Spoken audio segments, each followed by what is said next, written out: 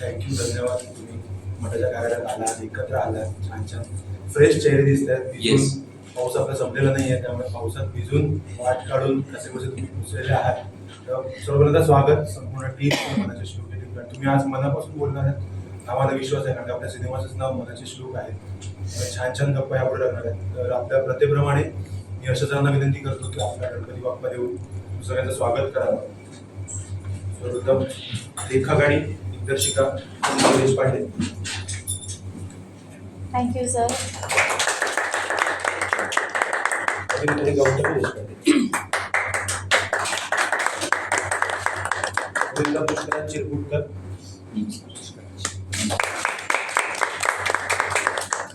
राहुल पेठे.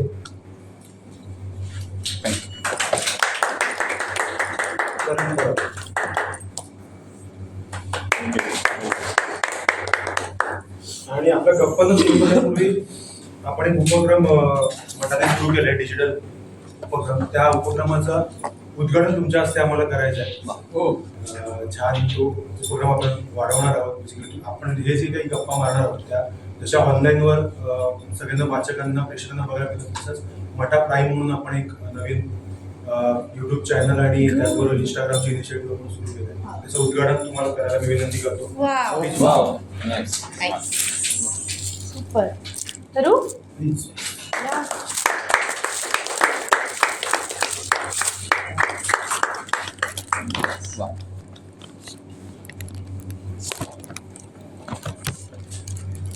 आपण दोघी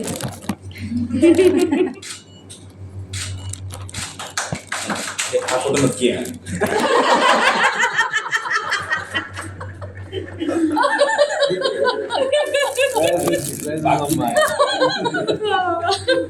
मनाचे श्लोक हा सिनेमाविषयी आपण साधारण एक 2-3 वर्षापूर्वी पण आपण या सिनेमाविषयी चर्चा केली होती. सिनेमा दिग्दर्शन करणार होती, दुसरे तुझे दिग्दर्शन आहे.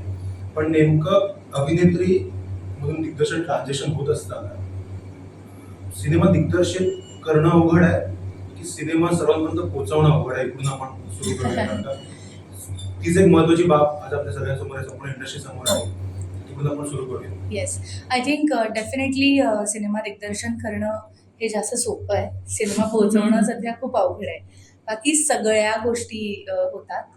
पण कारण मला असंही वाटतं याच्या मागचं कारण म्हणजे की आता ना आपला जो प्रेक्षक वर्ग आहे तो इतक्या वेगवेगळ्या प्लॅटफॉर्म्सवरती सुद्धा विभागला गेलेला आहे.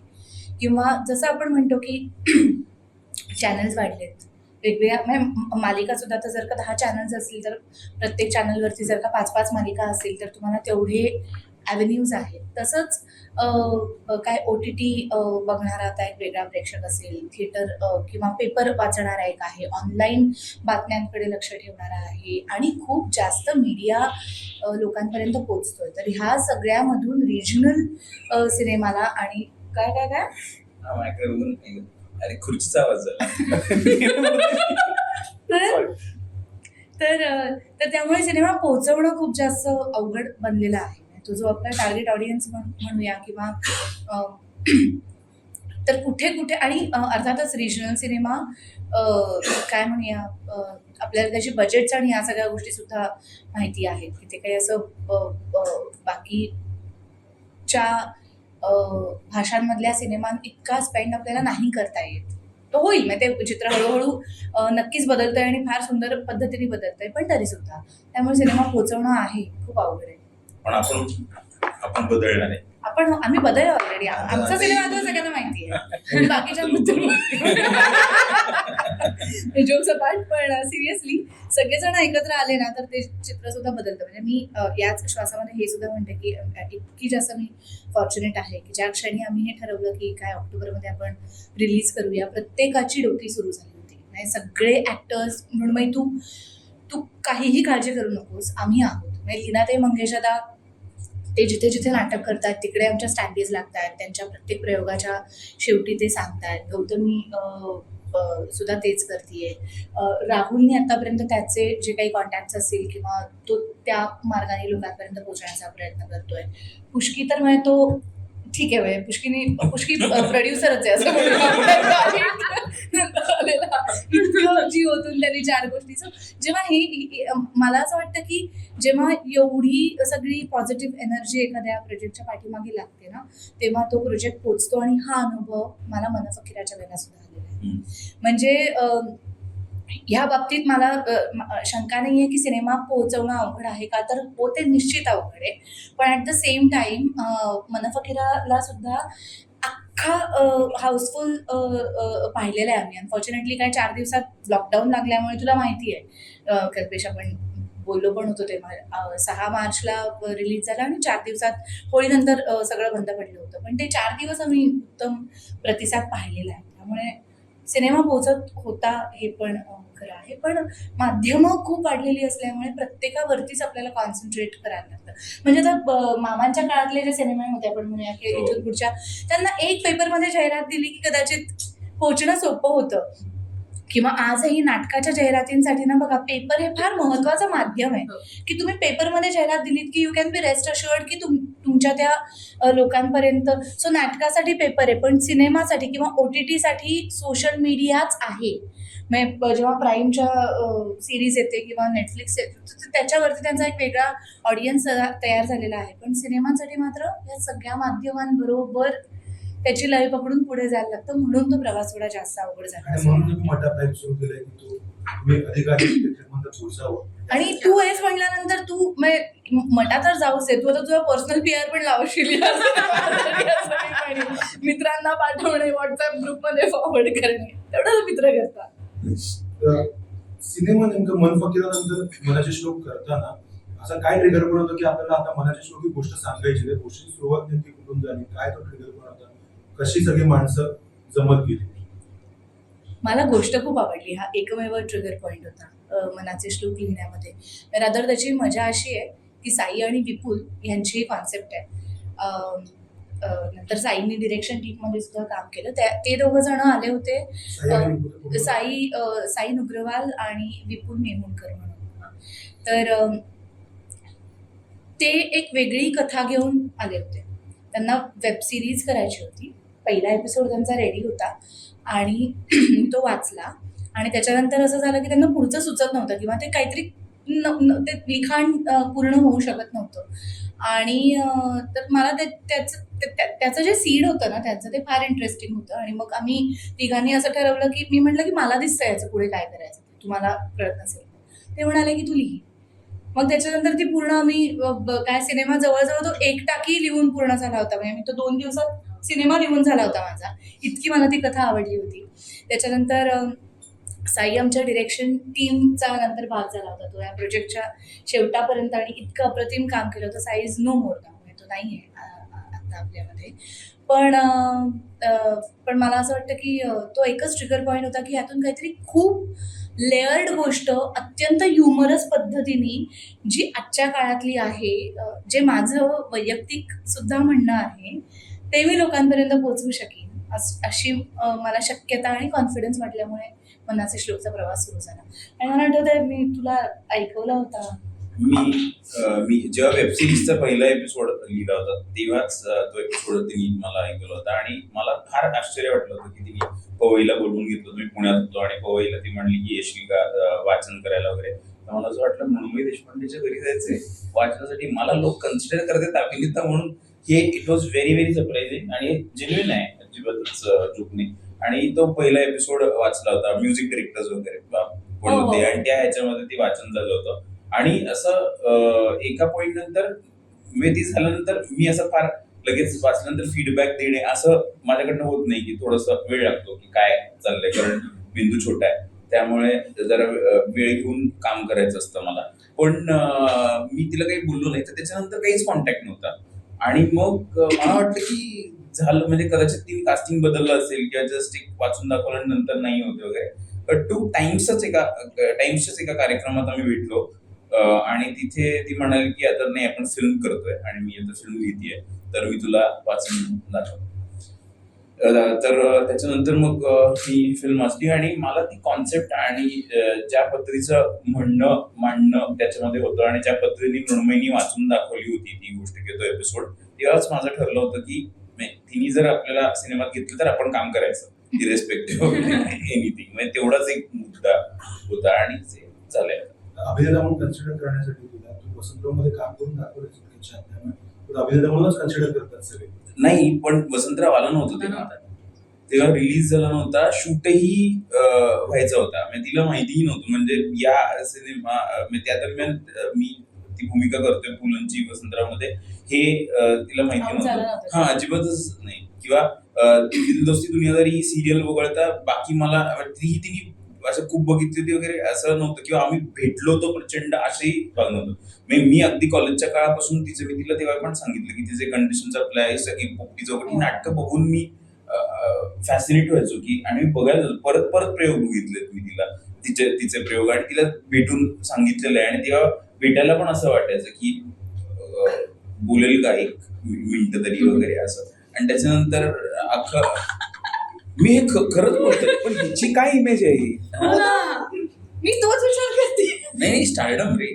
नाही म्हणजे मला पण तेच वाटतं. म्हणजे मला अजूनही भीती वाटते हिच्याशी बोलायला. एवढं काम तू का बरं तुला नाही घेणार घाबरण्याची. हेच कारण आहे की कमी बोलणार तुझे प्रश्न रेडी होता. खूप जणांनी बघितलाय, छान झालाय, तू सगळ्यांमध्ये पोहोचलाय आणि ती तुला शब्दही बोलायला देते त्या टीजर मध्ये. तर आता प्रत्युत्तर देतो काय नेमकं तुझ्या मनात जे काय तुला प्रत्युत्तर द्यायला काही मुभा आहे आणि ती काही बोलणार नाही पुढचं एक मिनिट. नाही, ती टीजर जी आहे ना ती खरी परिस्थिती आहे की म्हणजे बोलायला काही स्कोपच नाही. आपण काहीच बोलायचं नाही. त्यामुळे आता मृण्मयी बरोबर काम करताना मला सवय झाली. तिने काही विचारलं ना की हे कसं वाटतंय, मी जरा अंदाज घेतो तिचा, तिला जरा आवडत असेल असं मला वाटलं, मी म्हणतो हे मस्त आहे. पुढे मी चर्चा करत नाही फार. आता गाण्याबद्दल बोललो आपण. मी काय म्हटलं? थांबायचं होतं ना आता. आता प्रूव्ह केला ह्याचाच की तुम्ही कोणी काही बोलू नका. स्टॉप वॉच लावते. संपलं ना की नाही, आता झालं. आम्ही येत असताना गाण्याचं एक डिस्कशन सुरू होतं, त्याच्यात पण तिने तेच केलं. मी आपला थोडा वेळ थांबलो, हिच्याकडे बघितलं, मी म्हटलं हा तुला जे वाटतंय ते बरोबर आहे, आणि चर्चा संपली. आम्ही इथे आलो. तुझी आणि त्याची पहिली भेट काय होती, कशी झाली, ते काय कास्टिंग बिस्टिंग कसं काय नेमकं? रिवाइंड लोकेशन बदललं, जयकरच्या घरी आलो. हा करेक्ट. आम्ही कारण विसरला होतास. नाही विसरलो नव्हतो. आम्ही एक दोघांनी याच्या आधी एक फिल्म केली होती, 15 ऑगस्ट नावाची फिल्म आहे, नेटफ्लिक्सला ती रिलीज झाली होती. आणि त्याच्यासाठी, त्याच्या वर्कशॉपसाठी बहुतेक आम्ही स्क्रिप्ट रिडिंगसाठी आम्ही पहिल्यांदा तेव्हा तिकडे भेटलो.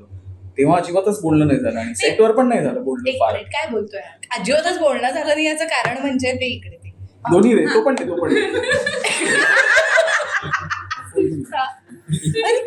काय नाही, पण बोलणं झालं नाही कारण म्हणजे एक आपण काय आता आपल्या बरोबर आपण दोघं जर का पेअर आहोत तर काम करतो. आता सपोज मी घरी गेल्यानंतर हाय वगैरे चांगलं वाटतं तुम्ही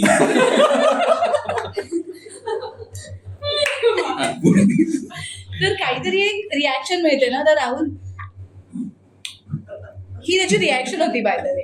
पण तो तसंच करतो. पण नाही ते असं कसं कोण करतं. बरं ते खोटं जे आहे ते निदान तो माणूस दुसरीकडे बघेपर्यंत तरी ठेवणार चेहऱ्यावर. म्हणजे मला वाटेल की त्यांनी मला हाय केलंय वगैरे. नाही, ते पहिल्या भेटीचं हाय परत त्याच्याशी बोलावं असं नाही वाटलं. मग तू कास्ट कसं केलं त्याला आता? चांगलं काम केलं होतं त्याने. मला कुठे मैत्री करायची होती, मला चांगलं काम हवं होतं माझ्या सिनेमासाठी. त्यामुळे नाही. आणि सगळ्यात मी अगदी खरं सांगू का, राहुल पुढे सांगितलं नाही मी खरं सांगत होते, पण आता अगदी खरं सांगते, मनातलं सांगते की जेव्हा ते कॅरेक्टर लिहिलं गेलं ना तेव्हा असं कोणीतरी हवं होतं की तो स्वतःचा कसं सांगू, स्वतःचा विचार न करता घेऊन नाही येणार, किंवा एक ना त्याची अशी इमेज तयार झालेली नसेल की त्याला ती राखायचीच गरज पडेल. प्रवाही असणं जास्त महत्वाचं होतं. आणि लोकांच्या दृष्टीने सुद्धा राहुलची मला खरंच मला इतकं बरं वाटतं ही फिल्म बाहेर येते. माझ्यापेक्षा मला राहुलसाठी खूप जास्त बरं वाटतं. याचं कारण म्हणजे तो डिझर्व करतो. अप्रतिम काम करतो. 15 ऑगस्ट मधलं सुद्धा त्याचं काम किंवा याच्या आधी सुद्धा मी त्याचं जे काम पाहिलेलं आहे. पण म्हणावं तसं त्याचं काम आतापर्यंत बाहेर आलं नाही. 15 ऑगस्ट सुद्धा जर का आमचा थिएट्रिकल झाला असता तर डेफिनेटली आम्हाला दोघांनाही त्याचा खूप फायदा झाला असता. तो नेटफ्लिक्सवरती आला आणि मराठी सिनेमा नेटफ्लिक्सवर रिलीज होणं तेव्हा नवीन होतं. तेव्हा ते तेवढं पहिलाच लोकांना होता. माहिती नव्हतं. पहिलाच होता. पहिलाच तर आणि तो बॉय नेक्स्ट डोअर वाटला पाहिजे. तो हिरो नाही वाटला पाहिजे. त्याच्यात तरी पण मजा असलीच पाहिजे, कारण तो सिनेमाचा हिरो आहे. सिनेमा कॅरी करण्याची जबाबदारी त्याच्या खांद्यावर आहेच. आणि ते सगळंच तो इझिली करू शकेल याची आम्हाला सगळ्यांना खात्री होती. म्हणून राहुल आणि तो बोलला नव्हता आधी 15 ऑगस्ट मध्ये. म्हटलं नंतर मग आपल्या पण सेटवर शांतता राहील. फार प्रश्न राहुलच्या डोळ्यात पाणी दिसतंय मला. काही खूपच छान बोलला. कारण एवढं मी आधी कधीच ऐकलं हो, मी नव्हतं. पण. आणि मी खुश झालो की आपल्याला आणि ऑफर फक्त एकदा केलंय. बघते की स्क्रिप्ट मधलं काही राहिलं नाहीये ना. सगळं झालं. खूप खरं बोलली. आपलं काहीच मला कोणीच लिहून दिलं नव्हतं. नाही, खरंच एवढा आनंद मला तिने कास्ट केलं तेव्हा पण नव्हता झाला, जो आत्ता झालाय. कारण एवढं ती भरभरून आता पहिल्यांदाच बोलली. Thank you very much. ओके, इथपर्यंतच राहणार आहे माहितीये गोष्ट. या खोलीत तर गेले. करण पण त्या घडलं.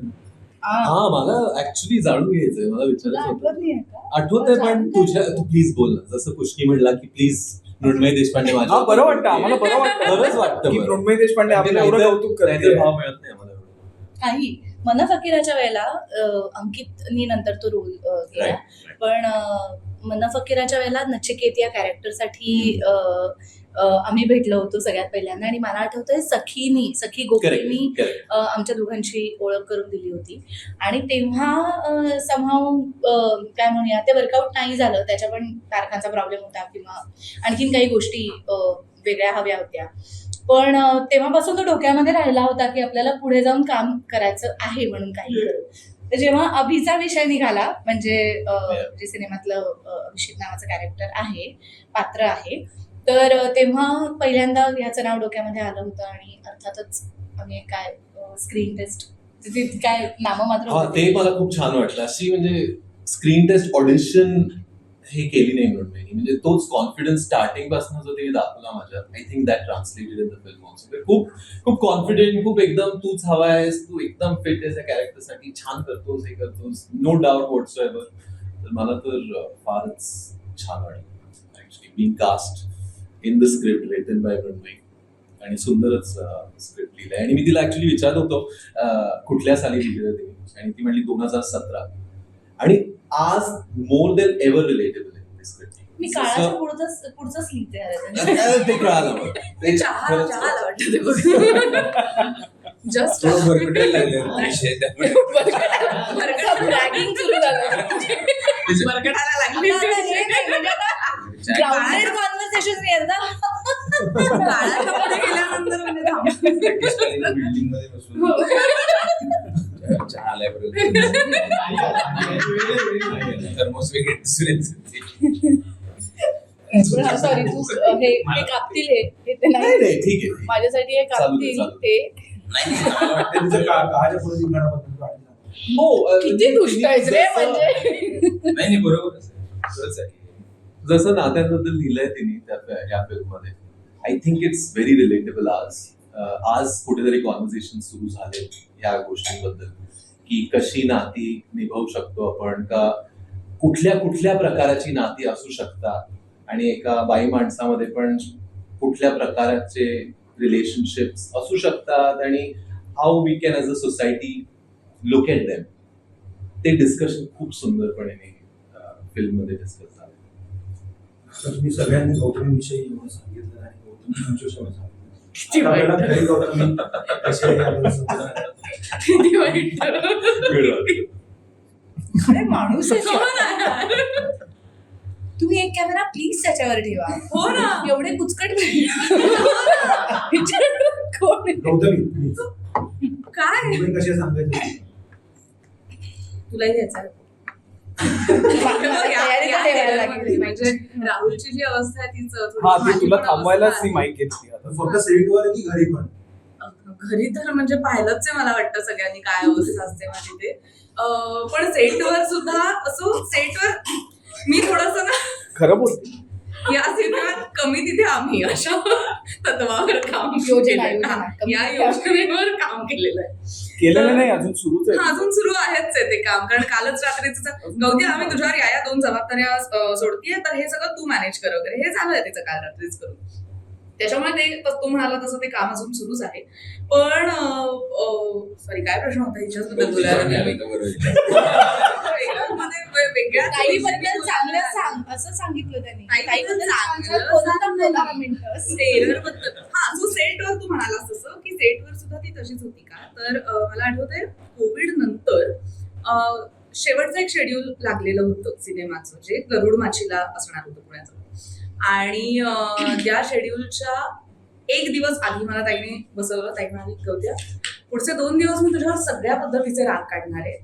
मला कोणाचाही राग आला पूर्ण शूट करत असताना तरी तो मी तुझ्यावर काढणार आहे. तुला सांगून ठेवती आत्तापासून, म्हणजे तू तयारीत राहशील. सो उगाच मूड स्विंग्स करून घेऊ नकोस कुठलेही, आणि तयारीत राहा सगळ्या रागाच्या. सो कारण हे सांगितलं नसतं ना तर माझं कधी एवढूसा आवाज चढला की पुढचे 3 तास भोकाड बसून रडण्यात अजूनही जातात. गरुड माती. सो त्याच्यामुळे टेरर तर ऑफकोर्स होतच. पण मला खूप मजा आली तिच्याबरोबर एकूण काम करताना, कारण आमचे ना विचार बऱ्यापैकी सिमिलर पद्धतीने होतात. आणि त्या एका शेड्यूलमध्ये असं व्हायचं की मला कळायचं ताईला हे हवं आहे किंवा तिला हे अपेक्षित आहे. सो ना त्या गोष्टी तशा आधी करून ठेवल्या जायच्या किंवा त्याच्या तयारीत आम्ही असायचो सगळेजण. सो त्याच्यामुळे तिच्याबरोबर काम करताना आणि तिची दृष्टी इतकी एक वेगळ्या पद्धतीची आहे असं मला वाटतं. तिचा ह्युमर पण खूप वेगळा आहे आणि तो तिच्या खऱ्या आयुष्यात सुद्धा खूप जास्त आहे. सगळ्यात जास्त त्याची शिकार मीच ठरली आतापर्यंत त्या ह्युमरची. हो, कारण सगळ्यात जास्त तो माझ्यावर वापरला जातो. पण तिचा तो ह्युमर इतका मस्त आहे ना की तो पूर्णतः त्या सिनेमामध्ये आपल्याला सलग दिसत राहतो आणि आपण तो एन्जॉय करत राहतो. त्यामुळे अर्थात ताई बरोबर लहानपणापासून एकांकिकांमध्ये काम करताना तुला बघितलंय, अग्निहोत्रापासून ते आजपर्यंत तुला बघितलंय, अभिनेत्री मृण्मयी म्हणून आणि आता दिग्दर्शक मृण्मयी म्हणून. कसं बायफर्केशन आणि कसं निरीक्षण करशील दोन्ही मध्ये, काय फरक आणि काय साम्य आहे दोन्हीकडे? ऍक्च्युली मी तिला अभिनेत्री मृण्मयी देशपांडे पाहण्याच्याच वेळेला साधारण दिग्दर्शिका मृण्मयी देशपांडे म्हणूनही पाहायला लागले. त्याचं कारण असं की पहिलं नाटक जेव्हा तिने केलं होतं पोपटी चौकट, सो ते तिने स्वतः बसवलेलं नाटक होतं. त्यामुळे साधारण अभिनय आणि दिग्दर्शन हे दोन्ही तिचे प्रवास एकत्र चालू झाले होते असं म्हणायला हरकत नाही. नंतर तिला पहिल्यापासून ती म्हणायची की मला दिग्दर्शन करायचंय, म्हणजे मला अभिनय तर करायचाच आहे पण मला दिग्दर्शनात सुद्धा तेवढाच जास्त इंटरेस्ट आहे. तिचं तेव्हापासूनच म्हणणं होतं. सो पोपटी चौकट झालं, मग कंडिशन सप्लाय झालं, अजून पुढे आम्ही 2 आमच्या संस्थेकडनं नाटकं तेव्हा केली. मग सिनेमाचा विषय आला, कारण कितीही नाही म्हटलं तरी एक सिनेमा बांधायला आणि तुमच्यावर कोणीतरी विश्वास दाखवून तो सिनेमा प्रोड्यूस करायला सुद्धा मला वाटतं खूप जास्त खूप हाय असतं. हा, म्हणजे अचानकपणे कोणावर तरी आज पैसा लावणं हे सुद्धा मला वाटतं खूप महत्वाची गोष्ट आहे. तर ते सगळं बांधून येईपर्यंत चा जो वेळ होता त्याच्यात ती मध्ये मध्ये सतत दिग्दर्शनाच्या ह्याच्यात होतीच. तिच्या सिनेमाचं 2-3 सिनेमांची कामं सायमल्टेनियसली चालू होती तेव्हा. त्याच्यामुळे मला ती जेवढी अभिनेत्री म्हणून आवडते त्याच्यापेक्षा आता काकणभर जास्त ती मला दिग्दर्शिका म्हणून आवडते. किंवा तिला कळतं काम कसं लोकांकडनं काढून घ्यायचं. आणि फक्त सिनेमा येतोय म्हणून असं नाही, इन जनरलही मी पण तिला म्हणजे ती मला सुद्धा खूप ओरडली आहे, कारण काम करत असताना मलाही खूप रडवलंय तिने. त्याच्यामुळे हा, दिग्दर्शिका मृण्मयी देशपांडे इज बेटर, थोडीशी 1% जास्त. मग तुझ्याकडे आता यायचं पुन्हा एकदा. अरे तो असं जाऊ नको मला आणखी आणि आम्हाला काय होतं, आम्ही एकमेकांकडे बघितलं की हसायला असं एक जरा तो होतं. प्रॉब्लेम होतोय सगळेच जण मनापासून सिनेमा बनवला. मनापासून सिनेमा बनवले आणि सगळेच जण इतके साधे, सगळे इतके साधे आहेत, निरागस निरागस आहेत. निरागस माणसं एकत्र आली. त्यामुळे सगळे आता बघितलं की हसायला येतं एकदम. काय माहिती, मग अशी पण तू कवळ म्हणून इकडे बघ. म्हणून जितकं आपण प्रेक्षकांना सांगू शकतो सिनेमाच्या विषयाबाबत जो गांभीर्याने तू मांडण्याचा प्रयत्न केलास, त्यामध्ये तो नेमकं काय विषय आणि कोणत्या गोष्टीबद्दल सिनेमा फिरतो, जितकं आपण रिव्हील करू शकू हेच. बापरे.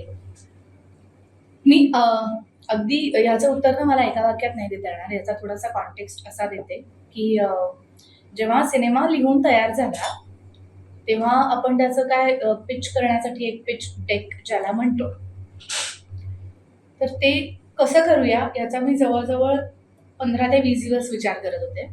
कारण सिनेमा माझा खरं तर 2 दिवसात लिहून झाला. पण हा सिनेमा ना हा पहिल्यापासून शेवटपर्यंत ऐकायचा किंवा बघायचा सिनेमा आहे. कारण तुम्ही मला जर का असा विषय म्हणालात तर मला त्याला कुठल्याही चौकटीमध्ये म्हणजे मी जेव्हा प्रोड्युसर्सना अप्रोच केलं होतं तेव्हा काही जणांनी सांगितलं की हा तू वन लायनर पाठव.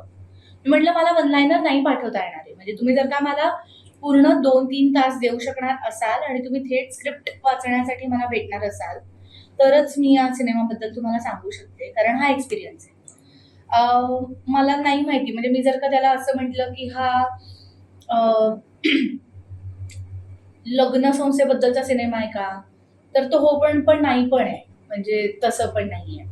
हा नात्यांचा सिनेमा आहे का, तर तो हो नात्यांचा सिनेमा आहे. हा ट्रेडिशनल नात्यांचा सिनेमा नाही आहे एवढंच. पण तो ट्रेडिशनल नात्यांचा सिनेमा नाही आहे म्हणजे काहीतरी भयंकर काहीतरी काय म्हणूया प्रक्षोभ करणारं काहीतरी जगावेगळं तसं पण नाही आहे. हा पूर्णपणे ह्युमरवाला सिनेमा आहे. त्याच्यामध्ये सार्कॅझम हा सिनेमाचा प्राण आहे. ही एक गोष्ट अगदी मी नक्की सांगू शकेन की तुम्ही सिनेमागृहात आल्यानंतर तुम्ही शेवटच्या क्षणापर्यंत खळखळून हसवणारा पण स्लॅपस्टिक कॉमेडी म्हणतो ना आपण त्याला तसं नाही आहे. सगळं सिच्युएशनल आहे. मग मुळात मला तसं लिहायला आवडतं. ज्यांना मनफकिरामध्ये तो आईचा आणि सुब्रतचा कपाटाचा जो सीन आठवत असेल की काय लाकडी दरवाजाच्या आतमध्ये लोखंडी कपाट कोण ठेवतं, तर ती तो जो पोत होता तो ह्या अख्ख्या सिनेमाचा पोत आहे. म्हणजे जे मनफकिरामध्ये हार्डली 3-4 मिनिटांसाठी एक्सप्लोर करता आलं होतं कारण त्याचा विषय वेगळा होता. पण या सिनेमामध्ये मला सुरुवातीपासून शेवटपर्यंत ती पद्धत एक्सप्लोर करता आली. ह्या सिनेमाचं आमचं गाणं तुम्ही पाहिलं असेल तू बोल ना, जे आम्ही पूर्णपणे ट्रेक रूटवरचं गाणं. सो ऑब्व्हियसली हा ट्रेकिंगचा सिनेमा आहे. हा वेगळ्या करिअरनं चूज करू पाहणाऱ्या लोकांसाठीचा सिनेमा आहे. हा आत्ताची पिढी म्हणजे हा प्रत्येक पिढीचा सिनेमा आहे असं मला वाटतं की ज्यांना आपल्या मुलांची लग्न व्हावीत असं वाटतं आणि ज्या मुलांना आपण लग्न करावं की नाही या प्रश्नाभोवती ते फिरत असतात त्या सगळ्यांचा सिनेमा आहे. ह्या सिनेमाचा जवळजवळ 20 दिवसांचा भाग आम्ही हिमाचलमध्ये प्रॉपर ट्रेक रूटवरती शूट केलेला आहे. या सिनेमामध्ये आम्ही मेकअप नाही केला आहे कधीच. म्हणजे जे काही महत्वाचे सीन असतील ज्याला मेकअपची गरज आहे म्हणजे एक सामान्य बाई किंवा एक सामान्य मुलगी ज्या ठिकाणी मेकअप करून जाईल अशा ठिकाणीच या सिनेमामधल्या पात्रांनी मेकअप केलेला आहे. त्यामुळे ऍब्सल्युटली तुमच्यामधलंच कोणीतरी एक कॅरेक्टर वाटेल पण त्याला तुम्ही हलक्यात नाही घेऊ शकणार की अरे हा हे आपल्यामधलंच आहे. म्हणजे काहीतरी वेगळं बघितल्याचं पण समाधान मिळेल. आता ह्या सगळ्या गोष्टी कशा मांडायच्या याबद्दल आमच्या खूप चर्चा झाल्या. कारण जेव्हा पुष्करनी आणि 4 दिवसांपूर्वीच ह्या सगळ्यांनी फायनल प्रोडक्ट पाहिलं म्हणजे सिनेमा पाहिला, डॉक्टर व्हर्जन पाहिलं आणि त्याच्यानंतर 2 तास आमची फक्त ही चर्चा चालू होती की यातलं आपण हे कसं सांगूया की ज्या चौकटींमध्ये तुम्ही त्या सिनेमाला बसवू बघाल त्या चौकटीपेक्षा तुम्हाला खूप जास्त काहीतरी मिळून जाईल. हा कुठल्याही चौकटीमध्ये बांधला जाईल असा सिनेमा नाहीये. तर याचा अनुभव तुम्हाला थिएटरमध्ये येऊनच घेतला पाहिजे. म्हणजे माझ्या एकाही वाक्याला जज करून तुम्ही थिएटरमध्ये येऊ नका. हे अख्खच्या अख्खं ऐका. जे मला सांगता येते आणि जे मला सांगता येत नाहीये तेही समजण्याचा प्रयत्न करा आणि थिएटरमध्ये येऊन जा. मी थोडंसं बोलतो याच्याविषयी. तोच मुद्दा की मी म्हणून महिला ते सांगत होतो की हे जर इंटरव्ह्यू मध्ये किंवा कुठल्या तरी लेखामध्ये जर सांगता आलं असतं तर सिनेमा करण्याची गरज नसते. तर आता या विषयाला सिनेमा करण्याची गरज आहे आणि ती तशाच अनुभवण्याची गरज आहे. आपण वयाच्या एका टप्प्यावर येऊन आपल्याला निर्णय घ्यावे लागतात. म्हणजे असं असतं की तोपर्यंत आपले आई वडील आपल्यासाठी निर्णय घेत असतात आणि आपण खूप सिक्युअर असतो. पण एका टप्प्यावर ते म्हणतात की आता तू निर्णय घे पटकन. हे अचानक होऊन जातं. म्हणजे अगदी 12वी पर्यंत सगळं चांगलं चाललेलं असतं आणि मग आता तुला काय वाटतंय ते सांग किंवा ते लादलं जातं. या दोन्ही बाबतीत हे सगळ्याच बाबतीत करिअरच्या बाबतीत असेल, लग्नाच्या बाबतीत असेल, कसं जगावं याच्या बाबतीत असेल तर या सगळ्याला हात घालणारा हा सिनेमा आहे. आणि तो सगळ्यात जवळचा वाटणारा मला वाटला की मृण्मयीनी जे आयुष्य आतापर्यंत ती जगलेली आहे आणि जे एक्सपिरियन्स केलेलं आहे त्यामध्ये तिला फक्त मुलीची बाजू सांगणं असं न वाटून तिने एक मेल प्रोटॅगनिस्टची बाजू तितक्याच ताकदीने तितक्याच व्यवस्थित पद्धतीने मांडलेली आहे. कारण बऱ्याच वेळा लेखकांचं असं होतं की त्यांचीच मतं 4 कॅरेक्टर्स बोलत राहतात. असं अजिबात नाहीये. या सिनेमाचं सगळ्यात चांगलं वैशिष्ट्य म्हणजे तुम्हाला प्रत्येकाला वाटेल की एकाच व्यक्तीने निर्माण केलेली कॅरेक्टर्स आहेत ती. असं नाही की राहुल स्वतःच काहीतरी घेऊन आला, मी माझे डायलॉग घेऊन आलो, की मी माझी बाजू घेऊन आलो. मृण्मयीनी ती ही सगळी पात्र निर्माण केली. त्यांच्या आई वडील मृण्मयी साकारलेल्या पात्राचं आणि राहुलनी साकारलेल्या पात्रांच्या आई वडिलांच्या वागण्यामध्ये पण फरक आहे. त्यामुळे तिच्या जगण्यातनं अनुभवातनं हा सिनेमा आलेला आहे. तिच्या विनोदाचा पोत जो आहे की एक तिरकस विनोद सुद्धा आहे आणि नर्म विनोद सुद्धा आहे. या दोन्ही गोष्टींचा खूप योग्य संगम त्या सगळ्या सिनेमामध्ये आहे. आणि ह्याच्यापेक्षा जास्त अजून काही हवं असेल तर ते आय थिंक सिनेमामध्ये अनुभवावं असं मला वाटतं. कारण ते प्रत्येक तिने आणि तिथे जबाबदारी तिने सोडली नाहीये, तर तिने ती जबाबदारी शेवटपर्यंत म्हणजे अभिनेत्यांकडून त्यांना ते पात्र समजावणं, कारण खूप अवघड आहे. अत्यंत सिनियर नटांबरोबर तिने काम केलेलं आहे. अर्थात ती स्वतः खूप एस्टॅब्लिश्ड आहे आणि तिला तिच्यावर सगळे प्रेम करतात, ही एक जमेची बाजू आहे. पण त्याच्या व्यतिरिक्त लोकांकडनं काम करून घेणं हे प्रचंड अवघड आहे आणि तिला हवं ते गोड बोलून तिने तसंच केलेलं. म्हणजे मला एका पॉइंट मला पण ते कळत होतं की ओके छान झालंय, अजूनही करूया. तर हे माझ्यापासून गौतमीपासून राहुल पासून ते मंगेश कदम, उदय टिकेकर, शुभांगी गोखले या सगळ्या मातबर, लीनाताई या सगळ्या मातबर लोकांकडनं या टेम्परामेंट ठेवून म्हणजे तिने केली असेल गौतमीवर चिडचिड, तिने थोडस खाल्ले असतील शिव्या त्या सगळ्या. बट आय थिंक या हे अगदीच, कारण तिथे ती अत्यंत शांत होती. म्हणजे फक्त तेवढंच तर ती जबाबदारी आतापर्यंत म्हणजे एडिट मध्ये पण सतत जाऊन म्युझिकली तिला खूप चांगला सेन्स आहे, त्यामुळे त्याचा योग्य वापर करून. आणि मला प्रचंड आनंद झाला जेव्हा मी सिनेमा बघितला आणि आता तो बघितला, तेव्हा मी हे अगदी म्हटलं की आता म्हणून मला आता असं झालं की मला पोहोचवायचा आहे तो सिनेमा कसंही करून जास्तीत जास्त लोकांपर्यंत. कारण डेफिनेटली प्रत्येकाला वाटणार आहे की हे पात्र आपल्यासारखं आहे किंवा हे पात्र आपल्यासारखं आहे. आणि ही सगळी जेन्युइनली मला हे मी संधी मिळाली टू प्रेज म्हणून, कारण हे मी तेव्हाही तिला बोललो नाहीये, पण हे सगळं अवघड आहे. सो या. आणि मला ह्याच्यातच थोडंसं ऍड करावंसं असं वाटतं की आपण एक टीजर तुम्ही बघितला असेल, आता त्याच्यानंतर ट्रेलर येईल. आपण ना एक ठोकताळे मानतो की हा पिक्चर ना असा सुरू होईल, असा मध्ये येईल आणि एंड असा होईल. पण ना ते तसं नाही होणार ह्याची खात्री आम्ही तुम्हाला देतो. की अगदी काय ट्रक सुटतोय आणि काय भन्नाट घटना घडतायत असं काय पिक्चर मध्ये नाही, पण एक इतके सुंदर पद्धतीने ट्विस्ट अँड टर्न्स आहेत ना चांगले, जे ना आपल्या सगळ्यांच्या आयुष्यात घडतात. आपल्याला माहित नसतं ना पुढे काय होणार आहे. सो या फिल्म मध्ये ना मला वाटतं की फिल्म सुरू झाल्यानंतर पुढे काय होईल आणि आपण एक समजून जातो पुढे असं होईल असा तुमच्या मनात विचार नाही येणार. तुम्ही प्रत्येक स्टेजला त्या फिल्म बरोबरच पुढे जाल आणि ते ट्विस्ट अँड टर्न्स तुम्हाला खूप आवडतील अशी खात्री आहे आमची सगळ्यांची. असा प्रयत्न तर केलाय, बघूया. सॉरी, मी यालाच जोडून थोडंसं असं बोलते की आपल्या सगळ्यांच्या आयुष्यामध्ये आपण प्रेमात पडलो तर आपण असं खरंच कड्यावरती जाऊन नाही किंचाळत आय एम इन लव्ह वगैरे, असं खूप कमी लोकांच्या बाबतीमध्ये होतं. करत असणार आहे तू ऑब्व्हियसली, किंवा आपल्या आयुष्यामध्ये जसं तो म्हणाला की गाड्या उडतायत वगैरे वगैरे, ते वेगळं जग आहे, ते फॅसिनेटिंग जग आहे. आपल्याला तसं काहीतरी घडावं असं वाटतं. पण जेव्हा आपण प्रेमात पडतो, आपल्या आयुष्यामध्ये काही अडचणी येतात, तेव्हा त्या अडचणी त्या पर्टिक्युलर माणसासाठी एखाद्या प्रचंड मोठ्या इव्हेंटपेक्षा कमी नसतात. बरोबर आहे? त्या सगळे इव्हेंट्स मध्ये दुःखाचे असू देत, मग ती ऍक्सिडेंट असेल, ते प्रेम असेल, ते लग्न असेल, ते कोणाचा जन्म असेल, कोणाचा मृत्यू असेल, त्या सगळ्या गोष्टी तो माणूस सेलिब्रेट करतो, रडतो, मोठ्या असतात.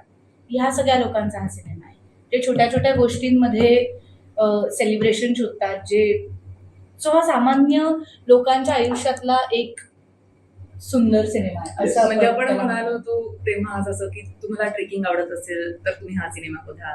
तुम्ही साधारण 20 ते 50 या वयोगटातले असाल तर तुम्ही हा सिनेमा बघा. तुम्हाला लग्न करायचं असेल तर पहा, लग्न करायचं नसेल तरीही पहा, तुम्ही लग्न किंवा होतकरू मुलांचे आई वडील असाल तर नक्की पहा. तर हा बेसिकली सगळ्यांसाठीचा सिनेमा आहे पूर्ण. सो तुम्ही आपण जसे आहोत सगळेजण, आपण डे टू डे लाईफ मध्ये जसं ती म्हणाली exactly day to day life मध्ये जसे आपण आहोत तो हा सिनेमा आहे. आणि तुम्ही तुमच्या मनाविरुद्ध काही करत असाल तुमच्या लाईफमध्ये तर हा सिनेमा नक्कीच पहा. मन फकीर आहे, मनाच्या श्लोकीचे मन आहे, ते योगायोगाने व्हायला आहे की नेमकं जाणीवपूर्वक निव्वळ योगायोग समजावा. कारण नाही, मन फकीराचं ते टायटल मिळतच नव्हतं शेवटपर्यंत. आम्ही पूर्णपणे अडकलो होतो आणि वैभव जोशींनी काय म्हणूया मन फकीरा टायटल ट्रॅक आहे म्हणजे गाण्यामध्ये आहे हे 2 शब्द. आणि मग आम्ही सगळ्यात शेवटी ठरवलं की नाही आपण मन फकीराला आपण लॉक करूया, कारण ते प्रवाही वाटतंय, ते मजा येते ते टायटल म्हणून ऐकताना सुद्धा सिनेमाचं आणि ते वर्क झालं सिनेमासाठी. पण मनाचे श्लोक मात्र करताना खूप आधीपासून हे टायटल ठरवलं होतं आम्ही की हे असू देत म्हणून. गौतमी, तुला जसं उर्मिला पंचमी म्हणून वापरलंस तसंच तुला अभिनेत्रीचं गीतकार सुद्धा तिने केलं असं म्हणायला हरकत नाही. पण नेमकं त्या गीतकार गौतमी बद्दल सांगा. ऍक्च्युली हे जेव्हा गाणं झालं तर पहिल्यांदा हे गाणं बंद होतं, कारण त्याच्यावर पूर्णतः हिमालयातलं सगळं शूट त्याचं झालेलं होतं. थोडंसं जिब्रिश, थोडंसं हिंदी अशा सगळ्या ह्याच्यात ते गाणं तेव्हा बनलेलं होतं. आणि तेव्हा पहिल्यापासून मला ना हे गाणं खूप जास्त एक आपलं असं वाटतं ना आपलं की हे गाणं खूप छान झालंय. मला माहिती नाही, मला या सिनेमात कदाचित गाता येणार नाही, फार काही करता येणार नाही, बॅक एंडला मी सपोर्ट करतो, मला या गाण्याशी रिलेटेड काहीतरी समहाऊ सारखं वाटतंय की काहीतरी करावं किंवा याचा पार्ट व्हावं. तर ताईने अर्थात, कारण मी नाही आहे गीतकार किंवा हे, आम्ही दोघी जणी लहानपणीपासून लिहितो, कविता करतो, पण आम्ही कधीच दोघींनी असं गीतकार म्हणून किंवा काहीतरी गाणं लिहूया हे काही वाटलं नव्हतं. पण जेव्हा त्याचे काहीच शब्द होत नव्हते, म्हणजे ताई ऍक्च्युली हो म्हणजे सांगेल म्हणजे खरंच त्या गाण्याचं मीटर जे आहे ना सिद्धार्थ चौमिलने ते इतकं म्हणजे ऐकताना कानांना अत्यंत सुखावणार आहे. पण तुम्ही जर का त्याचं मीटरिंग बघायला गेलात की काय ना ना ना ना ना ना ना ना ना म्हणजे तुम्हाला एक एक एक दोन एक दोन एक दोन एक दोन असे शब्द तुम्हाला लिहायला लागतात त्याच्यामध्ये ते डिकोड करून. आणि ते खरंच आम्ही आमच्या खूप जवळच्या काही मित्रांना विचारलं होतं की तुम्ही हे लिहून देऊ शकाल का, ऑब्व्हियसली. पण ना ते मनासारखं, आणि फक्त माझ्या मनासारखं नाही, म्हणजे त्यांनी इतकं प्रेमाने, ते सगळे खूप जवळचे मित्र आहेत त्यामुळे त्यांनाही आवडत नव्हतं त्यांनी जे लिहिलंय ते. नाही, नाव नाही घेत मी आता, पण त्यांचं असं म्हणणं होतं की नाही ग हे नाही, म्हणजे मला सुद्धा या सिनेमासाठी जे पाहिजे ते नाही होते आत्ता या क्षणी. आणि टाइम लिमिट होतं, म्हणजे आम्हाला ते रेकॉर्ड करायचं होतं आणि असं तसं. आणि समहाव ना आम्ही खूप खूप काही काळ गौतमी आणि माझं बोलणं चालू होतं. आणि एक असा फायनली एक पॅनिक फोन गेला गौतमीला की गौत्या काहीच होत नाही आणि आता काहीतरी आपल्याला आपलं एक ट्राय करून बघूया का, असं आमचं बोलणं झालं. आणि ती म्हटली की ताई मला एक दिवस येतेस का, मी बघते काय करता येत आहे ते.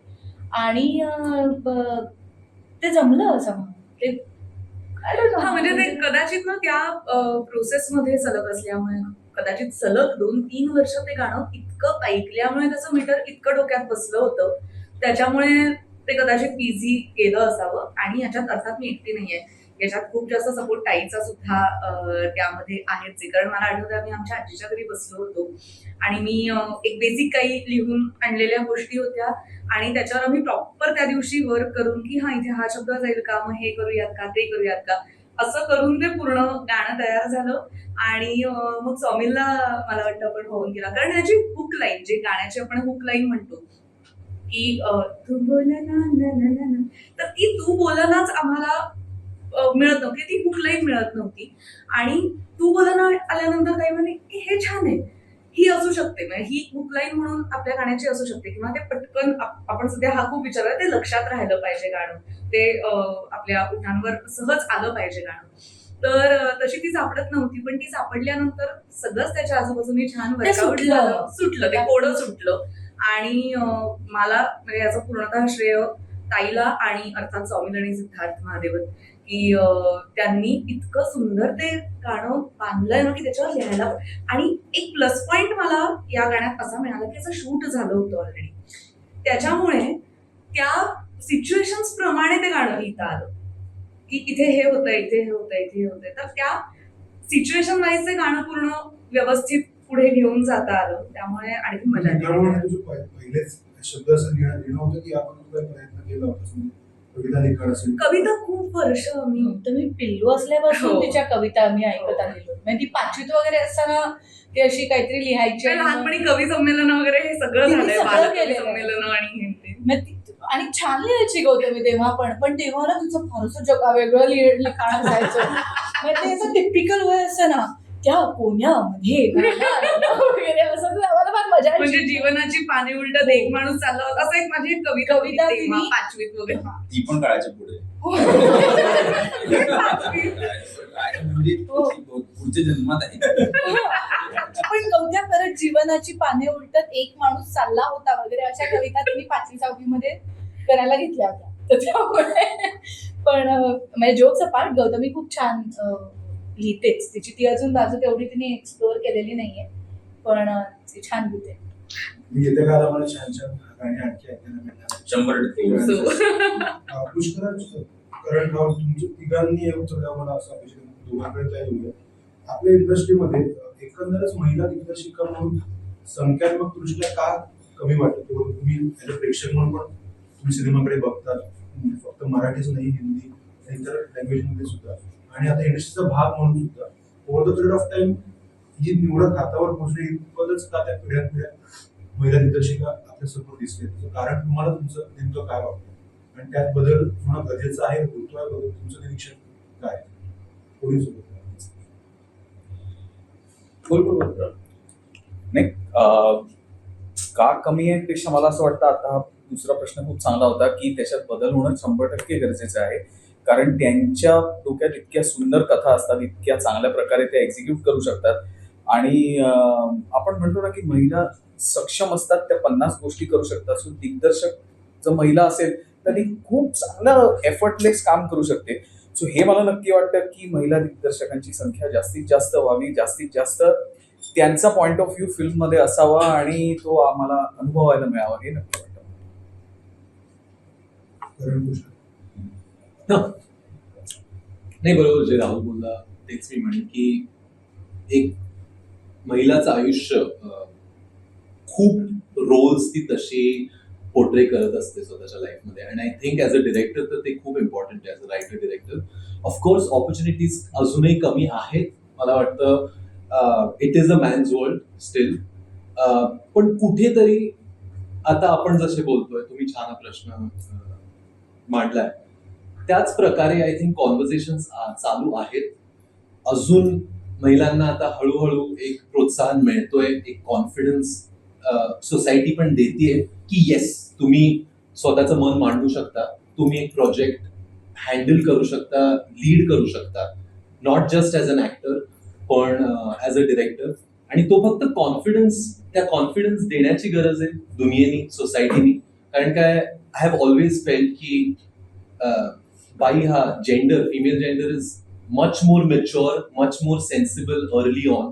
खूप आधीच मॅच्युरिटी येऊन जाते. कारण काय, त्यांना दुनियेत खूप काय काय गोष्टी खूप लवकरच कराव्या लागतात आणि एक्सपिरियन्स होतात. म्हणून आय थिंक प्रोत्साहन तर द्यायलाच हवं आहे, कॉन्व्हर्सेशन्स व्हायलाच हवेत. आणि अजूनही खूप वेळ आहे. महिला दिग्दर्शका कोणही एक आर्टिस्टिकली प्रोजेक्ट्स लीड करण्यासाठी वुमेन एम्पॉवरमेंटची आहे गरज. पण ऍटलिस्ट जसं मी म्हणलो, कॉन्व्हर्सेशन चालू झालंय आणि खूप त्यांना एनकरेजमेंट मिळायला हवी.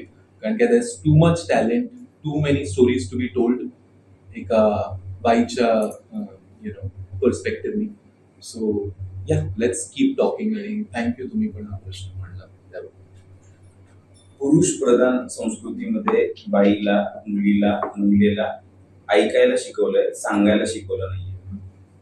ते जेनेटिकली पास होत आलंय आणि ते फार तोडणं गरजेचं आहे. त्याच्यामुळे तू मला काहीतरी सांग असं मी म्हणत नाही, तू माझं ऐक असं म्हणण्याची सवय आहे. पुरुष म्हणून माझ्यामध्ये पण मला तो दिसतो. म्हणजे जरी मी इक्वालिटी, महिला सबलीकरण या सगळ्या गोष्टींमध्ये मानत असलो तरी जेनेटिकली मलाही कसं कळतं की हो ही सांगते का मला हे का. आता ते कॉन्शियसली खूप स्वतः एफर्ट घेऊन ते मारून ऐकणं हे खूप गरजेचं आहे. त्याच्यामुळे दिग्दर्शन करणं हे एखाद्या मुलीच्या मनातही येण्याची संधी तिला दिली गेली नाहीये. मृण्मयी जितकी हार्डवर्किंग आहे आणि जितकी चांगल्या पद्धतीने ते गोष्टी मांडू शकते, त्याचबरोबर ती फॉर्च्युनेट सुद्धा आहे की तिच्या मनामध्ये ती काहीतरी करण्याची काहीतरी तिला ती स्वतःकडून प्रेरणा मिळाली किंवा घरच्यांनी दिली, काही तिने ते काय केलं असेल मला माहिती नाही, पण काहीतरी ते बंधन तोडून तिने स्वतः ते करायला घेतलं. म्हणून आपल्याकडे मला वाटतं महिला दिग्दर्शिका कमी आहेत. दुसरी गोष्ट, हे अत्यंत सत्य आहे जे मी 2-3 मुलींबरोबर काम केल्यानंतर अनुभवलंय की पुरुषांना मुलीचं ऐकायला कमीपणा वाटतो. हे आजची ही परिस्थिती आहे. हे म्हणजे तिने सांगितलेला एखादा ओके तू सांगतेस का, मग याला सांगू दे ना, मग ठरवते. मी हे बघितलेलं आहे ऍक्टर्सना करताना, टेक्निशियन्सना करताना की त्या महिलेनी सांगितलेला निर्णय न ऐकता मुद्दाम दुसऱ्या पुरुषाकडे, जो वयाने सुद्धा मोठा असेल, जो कदाचित त्या स्टारडम मध्ये पण मोठा असेल, त्यांच्याकडे बघून तुला काय वाटतंय वगैरे हे करताना बघितलंय. जेव्हा आपण कॉन्शियसली हे करणं थांबू तेव्हा ऑटोमॅटिकली महिला दिग्दर्शिका म्हणजे दिग्दर्शक जास्त येतील. कारण त्यांना समज करण म्हणलं तसं 100% जास्त आहे.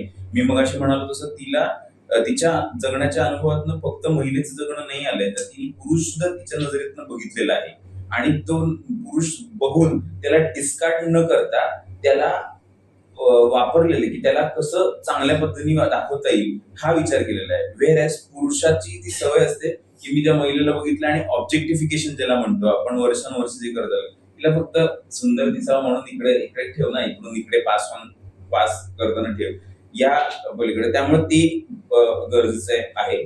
आणि मला लकीली आता 2-3 वेळा मी अशा दिग्दर्शिकांबरोबर काम केलं आणि मला वाटतंय की ते संख्या नक्कीच वाढेल किंवा वाढत जावी अशी इच्छा आहे. आय डोंट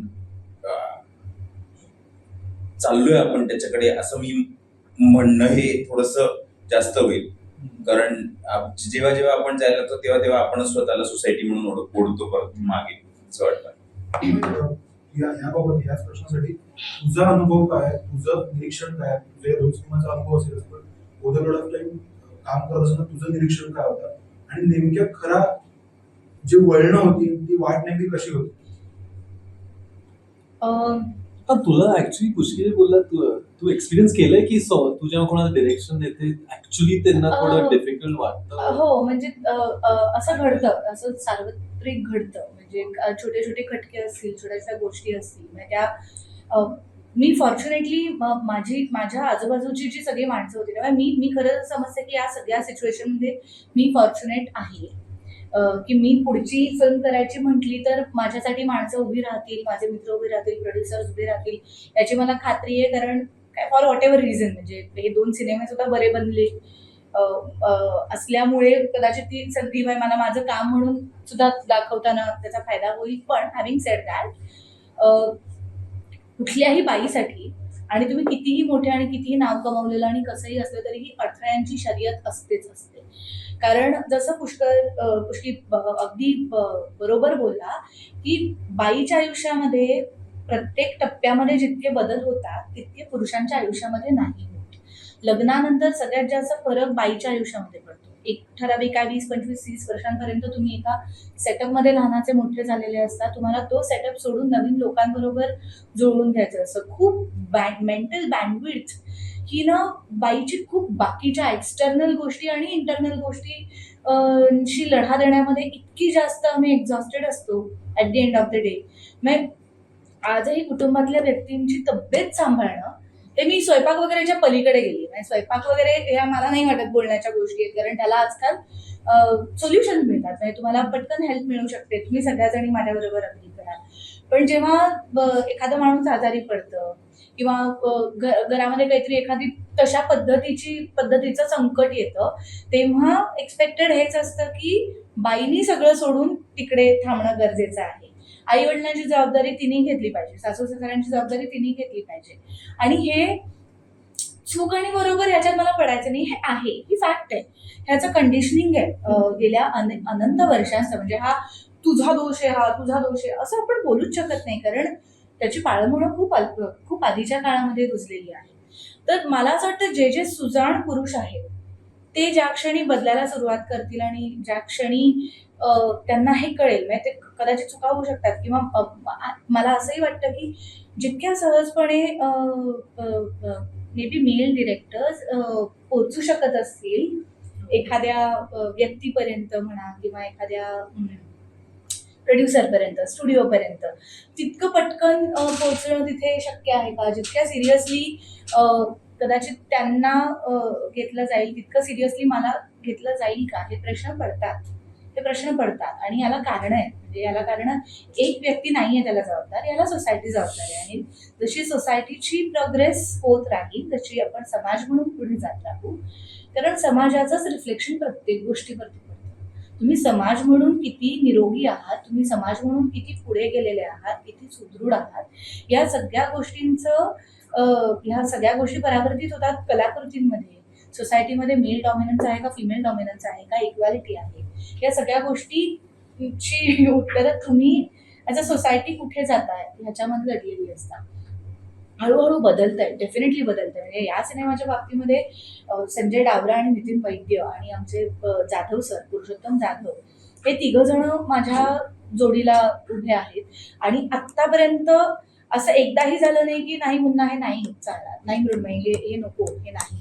प्रत्येक माझा शब्द हा शेवटचा शब्द होता. पण ते तिघ जण तसे होते. म्हणजे त्यांनी मी फॉर्च्युनेट आहे, मला लग्नानंतर मी दोन्ही सिनेमे करू शकले, कारण माझ्या नशिबाने मला सासू सासरे आई वडील आणि नवरा असा मिळाला आहे की मी त्यांना सांगू शकते की इथून पुढचा 1.5-2 महिने मला कन्सिडर नाही करायचं.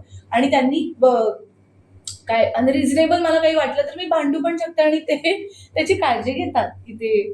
तर प्रत्येकीला असं घर मिळेल असं नसतं. म्हणजे मी एक काय नशीबवान आहे, पण मला असं खरंच वाटतं की प्रत्येकीलाच तसं घर मिळालं पाहिजे. मिळेल मे बी पुढच्या काही वर्षांमध्ये, आपण प्रार्थना करूया एकमेकींसाठी. पण तेही कारण आहे, प्रत्येकीची शर्यत फार वेगळी आहे, प्रत्येक बाईची स्वतःची गोष्ट फार वेगळी आहे.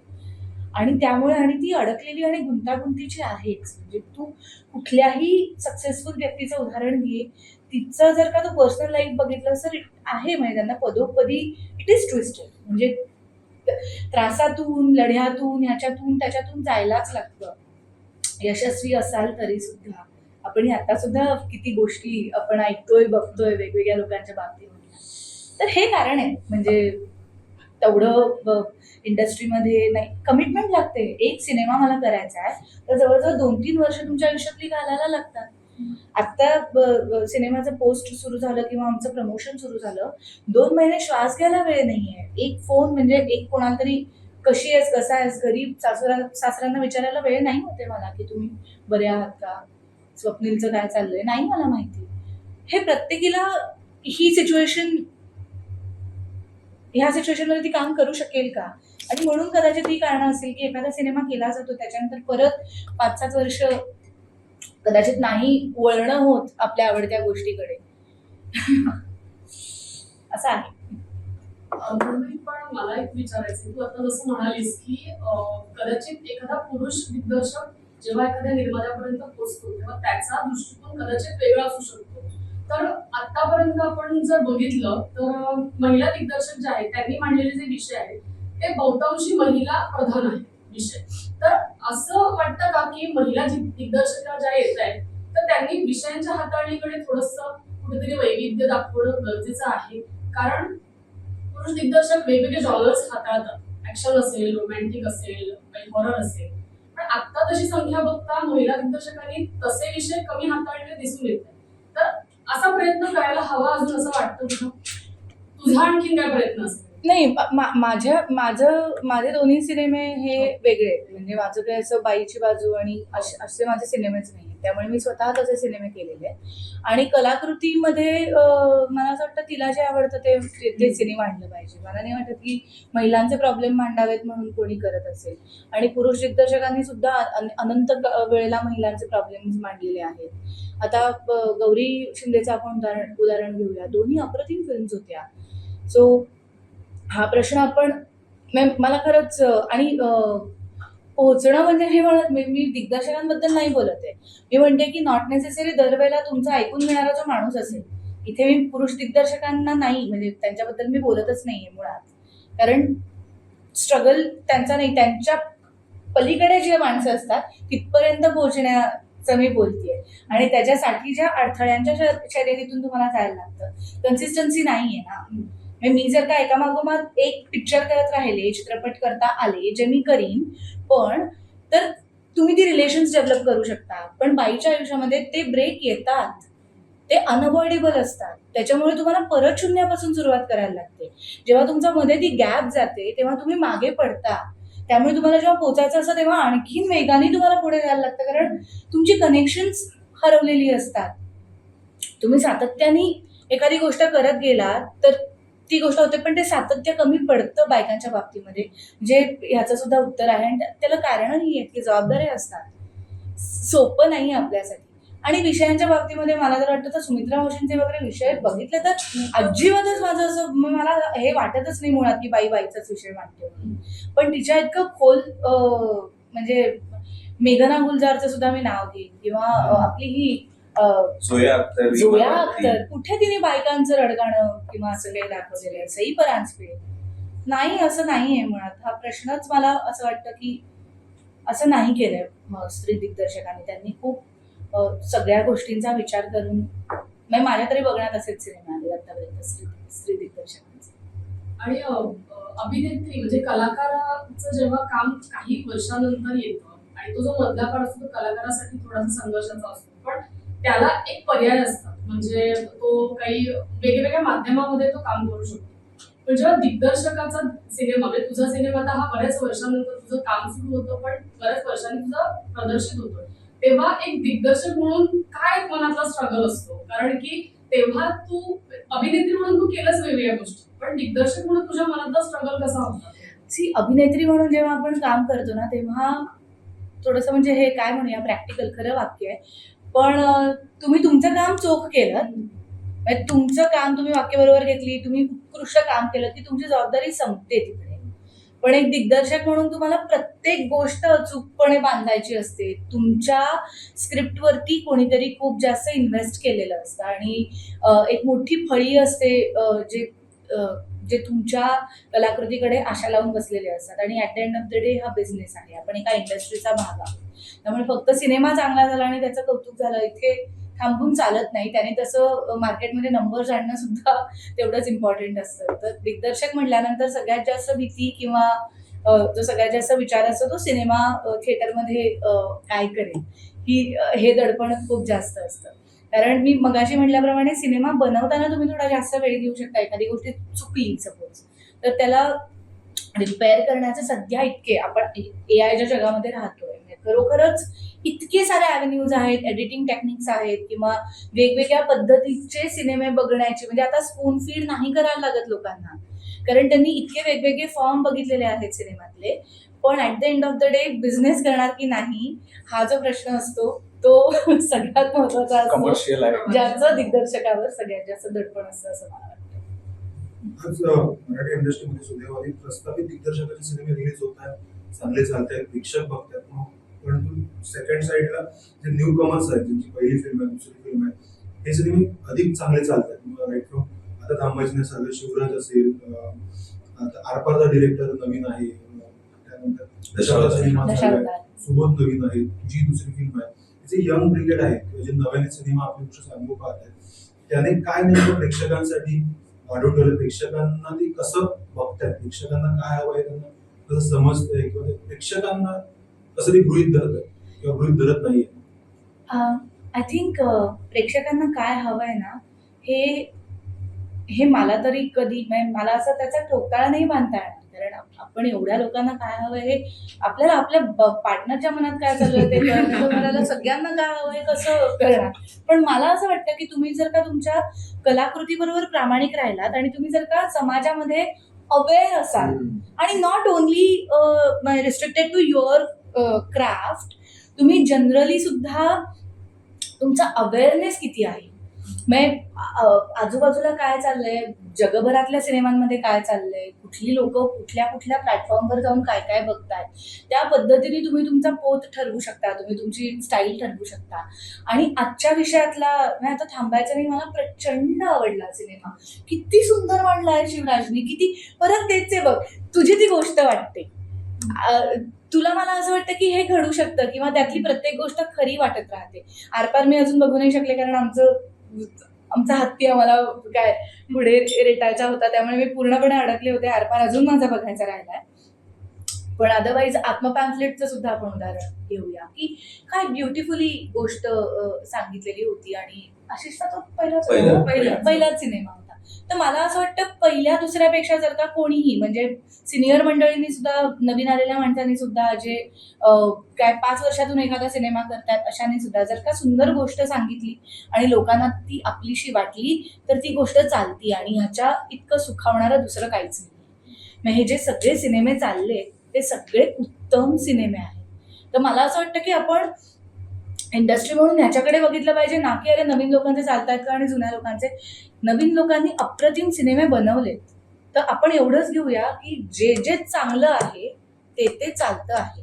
कधी कधी असंही होतं, माझ्याच बघण्यामध्ये एक सिनेमा आला होता, तिचं नाव विसरले रे, कोल्हापूरचा आपला हा पर्ण होती त्याच्यामध्ये, सगळी नवीन, मी सांगते त्याचं नाव, मी आता बघून सांगते. अफलातून म्हणजे मी वेडी झाले होते. इफ्फीच्या वेळेला मी तो सिनेमा पाहिला होता, मार्केटसाठी त्याचं परीक्षण आम्ही करत होतो. आमच्या सगळ्यांच्या मुखामध्ये त्याचं नाव होतं, आम्ही वेडे झालो होतो. नवीन डिरेक्टर होता, अनयुज्युअल कास्ट होती. नाही मी नाव सांगते, मी आता 2 मिनिटात नाव सांगते. पण पर्णलाच विचार, तिच्याशी माझं बोलणं झालं होतं, पण तो अनफॉर्च्युनेटली तो सिनेमा पोहोचलाच नाही. म्हणजे त्याला नाही तेवढं प्रमोट केलं गेलं किंवा आपण कशा पद्धतीने आता पोस्टर किंवा अनेक गोष्टी, सिनेमाची लँग्वेज म्हणतो ना आपण, प्रमोशनची लँग्वेज तुमची काय, त्याच्यावरती सुद्धा बऱ्याच गोष्टी अवलंबून असतात. पण फिनॉमिनल सिनेमा होता, विषयहार. ओफ माय गुडनेस, मग काय सिनेमा होता. कदाचित त्या नावामुळे लोकांना आपलंसं वाटलं नसेल का काय माहिती, ते बऱ्याच शक्यता असू शकतात की विषयहार म्हटल्यानंतर एका ठराविक कॅटेगरीमध्ये त्याला टाकलं गेलं असेल का, किंवा पोस्टर सुद्धा त्यांचं होतं तर हा कदाचित आपला नाहीये. पण हिलेरियस, मी माझ्या अत्यंत लाडक्या सिनेमांपैकी विषयहार हा एक सिनेमा आहे, अत्यंत लाडक्या. म्हणजे हाताच्या बोटावरती आपण म्हणतो ना की पहिल्या तू काय 10 सिनेमांची नावं सांग तुला जे खूप आवडतात मराठीतले, तर मी विषयहारचं नाव घेईन त्याच्यामध्ये. सो असेही सिनेमे आहेत जे अजून पोचायला पाहिजेत. परत पहिल्या प्रश्नाकडे येतो, सिनेमा पोचवणं जास्त अवघड आहे. त्यामुळे तो पोचत नाही, खूप गोष्टींमुळे तो पोचत नाही, ते होतं. कोणाकडे शेवटच्या टप्प्यामध्ये थोडंसं आव्हान तर पुष्कळच तू सध्या एक उपक्रम हाती घेतलास, तू वाचन, पुस्तक वाचन अक्षरांचं नेमकं त्याविषयी थोडं सांगा. नेमकं पुस्तक वाचन, इतर वाचन गोष्टी तुझं प्रकाशन. आता आपल्याला सोशल मीडियाची फार सवय झाली आणि अत्यंत स्क्रोलिंग मध्ये आपला असं करण्यापेक्षा वेळ जास्त जातोय. तर जेव्हा अक्षरांचे चांदणे हा उपक्रम दिल्ली करीमचा सुलेखा ताईचा आहे तो उपक्रम, आणि त्यांनी सुरू केलं, मनीषा ताई सुमन तुम्हाला माहिती असतील, तर त्यांनी की रोहन प्रकाशनची पुस्तकं काही जर लोक वाचत नाहीये तर आपण ऑडिओ व्हिज्युअल फॉर्मॅटमध्ये केलं, युट्यूबवर ते गेलं तर त्याचं काही होणार आहे का. आणि मला खूप चांगला त्याचा प्रतिसाद मिळालाय की ते वाचल्यानंतर, म्हणजे आम्ही त्याच्यातली एका पुस्तकातली एखादी कथा वाचतो आणि मग ती वाचल्यानंतर लोकांना असं होतं की अरे हे पुस्तक आपण जाऊन विकत घेतलं पाहिजे, किती चांगली कथा आहे आणि किती याच्यातली चांगली. तर त्या दृष्टीने आणि जेव्हा ते माझ्याकडे आलं तेव्हा त्यांचं असं झालं की आपण हा उपक्रम करून बघतोय. तर मला वाटलं की वाय नॉट, म्हणजे जसं स्टोरी टेल सारखं ऍप होतं ज्याच्यामध्ये आपण येता जाता लोकांना वेळ नाही वाचायला तर ऐकतो वगैरे, तर ते मी वाचन केलं होतं. तर आता हे युट्यूब फॉर्मॅटमध्ये तुम्ही बघू शकता, ऐकू शकता कधी फक्त ती कथा, आणि तुम्हाला उत्सुकता वाटते का त्या पुस्तकाबद्दल, असा तो उपक्रम आहे. आणि मला असं वाटतं की लोकांनी वाचावं. It's is very important. काही काही लोकांना ती असतेच आवड, काही लोकांमध्ये नाहीये. अनफॉर्च्युनेटली ते काय म्हणजे कंडिशनिंगचा भाग आहे. दुसऱ्या 2 वर्षाचं मूल आजकाल मोबाईल, त्याला ते सगळं जमतं आणि आई वडील कौतुकाने सांगतात की आमचा मुलगा आता डायरेक्ट युट्यूबवर पॉज करतो डायरेक्ट गाणं बदलतो, गाणं बदलतो स्वतः वगैरे असं. तर ते नाही होत की आमचा मुलगा ते वाचतो आणि त्याला हे शब्द वाचता येतात वगैरे. तर ते जर आलं तर तो सगळ्या अर्थाने प्रयत्न करून बघायचं सगळ्या माध्यमातून, असं मला वाटतं. म्हणून तो उपक्रम आहे. Thank you so much for mentioning this अक्षरांचं नंदने. थँक्यू. आमच्या शेवटच्या डब्यामध्ये आमची सीसीआरची टीम आहे. सगळी मुलं कॉलेजच्या रिपोर्टर म्हणून ती आमची कन्सेप्ट आहे, जी कॉलेजमध्ये शिकतायत त्यांना रिपोर्टिंग, त्यांना जे आवडत आहे करायला. पुढे कधी काही जण ते पत्रकार देतील, काही जण नाही, पण त्यांना हा अनुभव छान मिळावा म्हणून आमची सगळी टीम आहे. कॉलेजचे फेस्टिवल कव्हर करतात. कधी तुमच्याही थेट अनेक सीसीआर तुमच्याशी बोलले असतील काही बाईटसाठी, बातमीसाठी. तर त्यांचे काही प्रश्न तर आपण घेऊया. आपलं नाव सांगा, कॉलेजचं नाव सांगा आणि प्रश्न विचारा. मी समीक्षा राणे, डहाणूकर कॉलेजमधून. माझा प्रश्न गौतमीताईसाठी आहे की गाण्याचं प्रचंड कौतुक होत आहे, तर मग की आणि खाली खूप छान छान कमेंट्स येत आहेत की जे शब्द आहेत जे त्या दृश्य आहेत त्यांना प्रॉपर मॅच होत आहे. तर मग अशा काही प्रतिक्रिया तुला पर्सनली आल्यात का? हो, म्हणजे गाणं जेव्हा रिलीज झालं त्याच्यानंतर सगळीकडनंच या प्रतिक्रिया आल्या.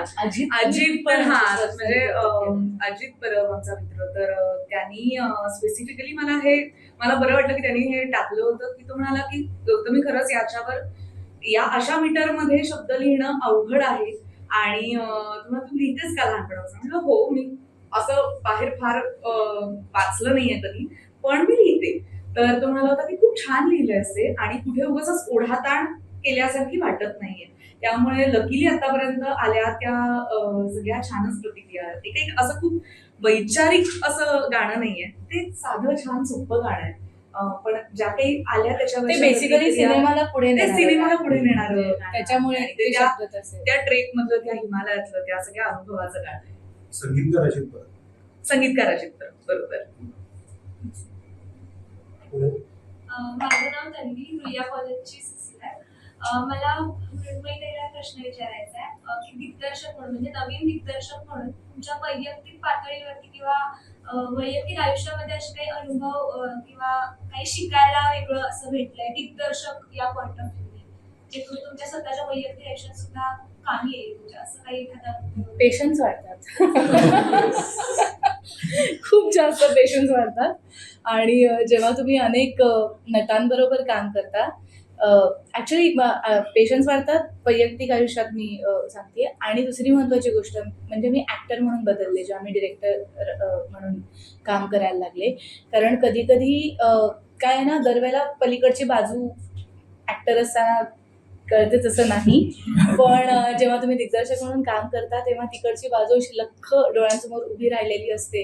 आणि कधी कधी जे अवास्तव आणि अवाजवी का वाटू शकतं, तर मला तो ना बॅलन्स कळला की इकडच्या लोकांना हे का असं वाटत असेल, आणि जेव्हा यांचे काही प्रॉब्लेम व्हायचे तेव्हा मला ते कळायचं, अरे ते मला माहितीये तिकडे काय चालू असणार आहे आता व्हॅनिटीमध्ये, म्हणजे उशीर का होतोय. याच्यासाठी मी कधीच यांना कधी विचारलं नाही, कारण मला माहितीये की नट बसलेला असतो, मेकअप मनचं काहीतरी चालू असतं किंवा ते पोचलेले नसतात कपडे. आम्ही कधीच असं 3-3 तास मेकअप करत बसले असं होत नाही. सो ह्या गोष्टी फार मजेशीररित्या मला सोडवता आल्या, सांभाळ. पण या सिनेमाची पूर्ण प्रोसेस खूप शांतपणे होती, म्हणजे असं मला अगदीच नक्की वाटतं. डोके शांत. डोके शांत अशी होते. सगळी असते. Happy होते सगळे. कोणत्याच तुमच्या हार्डवर्क होतं.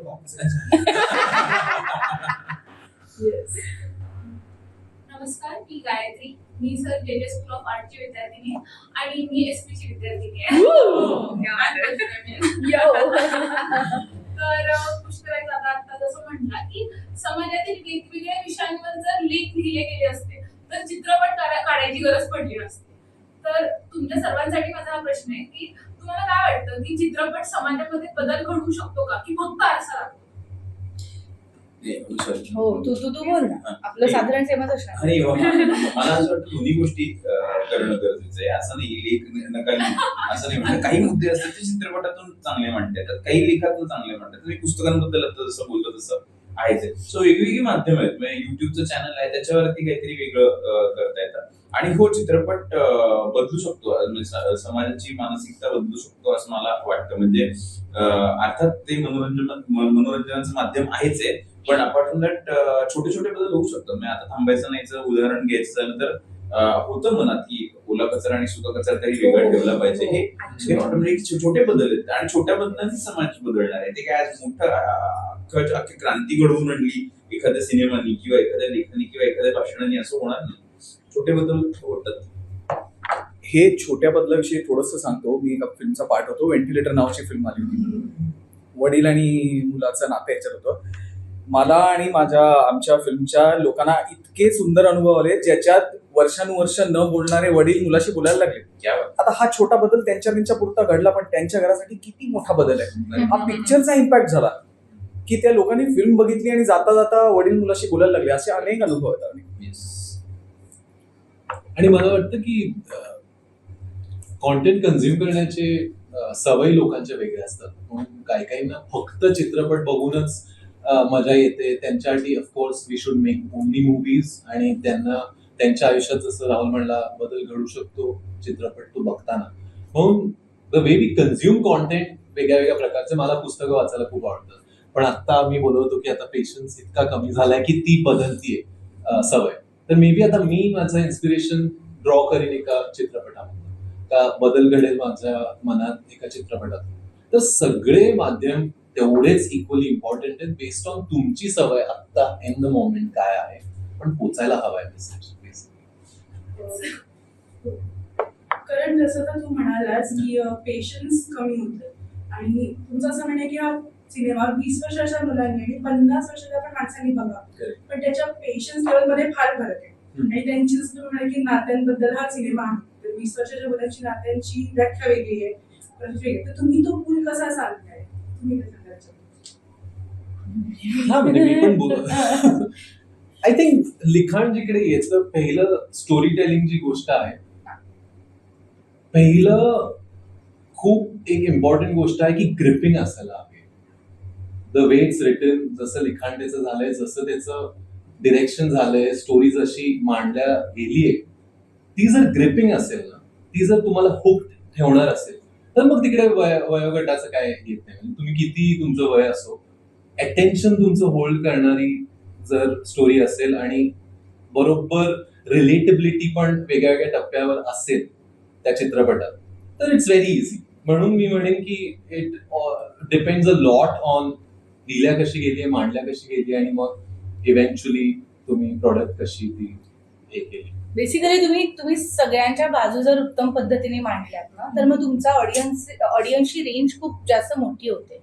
आणि तो हा चित्रपट आहे, त्याचा विषयही तसा आहे की ज्यामध्ये प्रत्येकाचं काहीतरी म्हणणं असतं. म्हणजे आई जेव्हा म्हणते की लग्न कर आणि मूल म्हणतं की नाही मला लग्न नाही करायचं, तेव्हा आईकडे सुद्धा व्हॅलिड रिझन असतात त्यांनी का लग्न केलं पाहिजे, आणि आपल्याकडे व्हॅलिड रिझन्स असतात की मला का नाही करायचंय. जेव्हा एखाद्या कुठल्याही हे मी लग्नात एक जस्ट उदाहरण म्हणून म्हटलं, पण हे इंजिनिअरिंग कर आणि मला अगं ग्राफिक्स मध्ये करायचं आहे, याच्यासाठी सुद्धा सेमच लढा आहे. तर जेव्हा ते दोन्ही बाजूचे लढे कुठल्याही कलाकृतीमध्ये उत्तम पद्धतीने लिहिले जातात, तेव्हा तो एका विशिष्ट वयोगटासाठी मर्यादित राहत नाही आणि त्याच्यात तुम्ही मर्यादा खूप जास्त वाढवता ऑडियन्सच्या.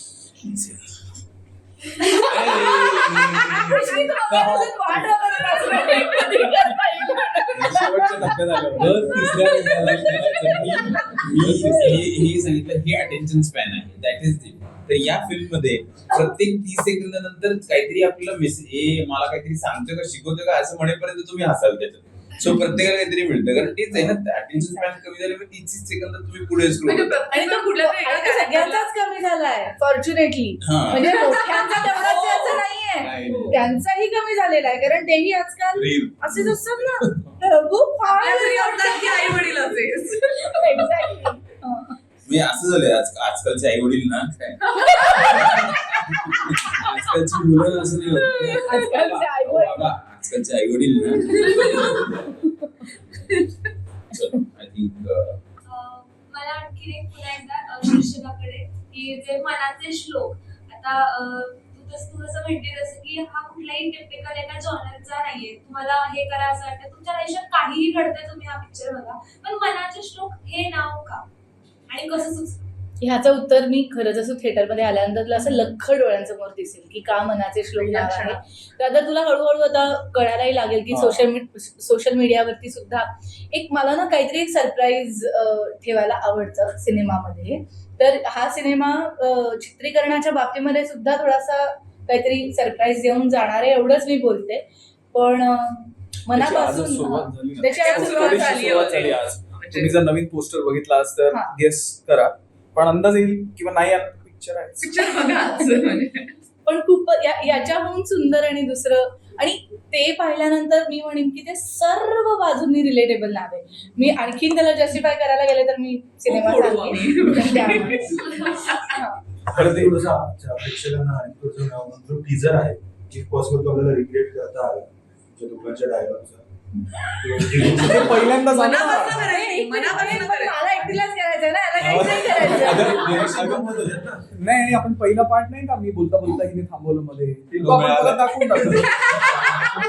मला पुन्हा हवंय तर तुझी रिएक्शन कशी हवे आणि ऑर्डर आता गौतमी देईल ऍज अ डिरेक्टर. जाऊ, दोघांनी निवडलं म्हणून आली. मलाही पाठ झालं. माझं जर्सी काम. मला माझी वाक्य पाठ. माझ्या घरची माणसं आपल्याला इकडे येऊन सिनेमाबद्दल बोलायचं नाहीये माहिती असताना सुद्धा तू त्याच्याबद्दल बोललास. नको असं काहीतरी करू का? ऑर्डर तू ओके. द्यायची. कॅमेरा तुझे रोलिंग. वा, वा, वा. Camera roll. याला म्हणतात peer pressure. नाही, टंग रोलिंग. कॅमेरा तुझे. कॅमेराने टंग रोलिंग. ऍक्शन. हाय काय झालं तो मी तुला- बिंडोकडे रेमाडोक्याचा आहे मला आधीपासूनच माहिती होतं, पण आज त्याच्यावरती शिक्कामोर्तब झालं. माझ्या घरची माणसं गुडघ्याला वाशिंग बांधून माझं लग्न लावून त्याला निघाले ते मला हे तुला माहिती असून सुद्धा तू तुझ्या घरच्यांना सांगितलंस. काल माझं लग्नाबद्दलच्या माझ्या विचारांच्या संदर्भात अत्यंत साध्या सरळ आणि सोप्या भाषेमध्ये बोलणं झालं होतं, तरी सुद्धा तू हा आगाऊपणा केला. नाही नाही तुला काय वाटलं हा आपण मला काय वाट- सिंहगडावर गेलो, चहा भजी खाल्ली म्हणजे झालं, पोरगी पटली. हा कालपर्यंत मला निदान तुझ्याबद्दल काहीच वाटत नव्हतं, पण आज तू माझ्या पूर्णपणे डोक्यात गेलास. इथून पुढे मला भेटण्याचा मूर्खपणा तू करणार नाहीस. पण लक्षात ठेव, चुकून जरी भेटला तरी तुला गोळ्या घालीन. माझी- तुला मी काय सांगितलं ते अगं, माझी काही कळतंय? तुला मी चूकच काय नव्हती सांगितलं ते त्याच्यात. कळतंय? तुला मी काय सांगितलं ते कळतंय? असं नाही करायचं. किती मनापासून बोलतो ना आणि एकदम म्हणजे सगळ्यांना असं बोलतं. मला आता पण स्ट्रेस झालाय. मला त्याच्या माहिती त्याचा आहे. रेमेडोक्याचा शब्द लोकांना खूप जास्त हो. आवडलाय. तुम्ही म्हणायला लागलात की नाही रेमेडोक्याचा. मी नवीन रील टाकलेलं तेव्हा हो. आपल्याला ते गेलं. आमच्या अपेक्षा आणखी वाढल्या. गौतमी तुझ्याकडून दोन मजा तुम्ही म्हणजे छान आहे. या गाण्याच्या दुसऱ्या गाण्याच्या ड्युएट पण झाले हेच करूया. की तुम्ही पण गा. हा तुम्ही पण हळूहळू join व्हा. आम्ही म्हणजे सिनेमा पहिल्या लग्नाचं एक तरी कारण मिळेल लोकांना. बाकी कारण अदरवाईज काहीच कारण नाहीये सिनेमा न बघण्याचं. पण वचन द्यायचं पण. नाही म्हणजे हा, मी खुर्ची हलवतो. त्यांना आनंद होते प्रेक्षकांना. मी खुर्ची हलवतो. तो मी धुक्यातून उन्हाचे चांदणे जसे असे कसे तो मी अबोल राहुनी बोलतो जसे असे कसे तू वाट तूच जास तू उन्हात सावली तू शांतता तरी वादळी तू बोलना बंधनेही तोडना हा दुरावा सोडना मनाचे उघड बंधदार तू बोलना मनवा तू बोलना हा दुरावा सोडना अशी कशी तरा तुझी निराळी.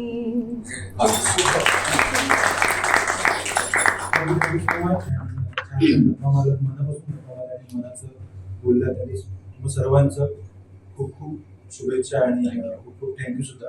आणि आपण आता पुन्हा स्क्रीनिंग आणि नंतर सक्सेस पार्टला भेटूया. थँक्यू. थँक्यू हे थँक्यू. सगळ्यांनीच दाखवूया आता असं साधारण. हो काढा कपडे. हो ना. ते रेकॉर्डच नाही करत. कळतंय? धावल्यावर दिसतंय, धावल्यावर दिसतंय. तोपर्यंत कारण अजून खाली तू हे डे वन पासून